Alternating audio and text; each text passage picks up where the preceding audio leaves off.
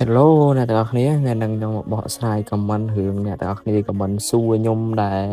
ពាក់ព័ន្ធជាមួយនឹង custom ដែលមាន all skin និង all hero អីចឹងណា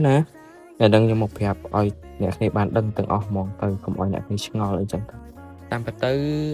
វគ្គដែលមានឃើញ all skin និង all hero ហ្នឹងតាមពិតទៅគឺ server ណាក៏អត់មានដែរអ្នកគ្នាអាហ្នឹងគេថាតោះតែយើងទៅទិញ account tournament មកពីគេមកឬក៏យើងទៅជួលគេអីចឹងទៅបានមានអីចឹងណាអញ្ចឹងបើសិនជាអ្នកទាំងអស់គ្នាចង់លេងវគ្គមួយហ្នឹង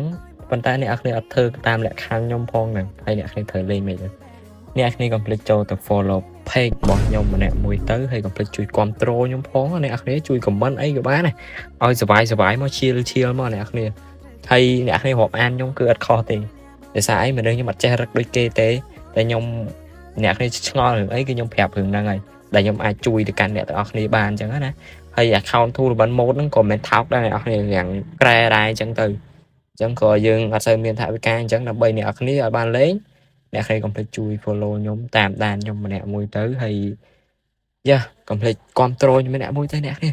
ដើម្បីខ្ញុំមានកម្លាំងចិត្តធ្វើវីដេអូបន្តទៀតអីអញ្ចឹងណាហើយអញ្ចឹងវីដេអូយើងក៏មានតែប៉ុណ្្នឹងដែរខ្ញុំអរគុណទៅកាន់អ្នកទាំងអស់គ្នាចិត្តបាន200 follower អ្នកគ្នាគឺខ្ញុំសប្បាយចិត្តមែនតើ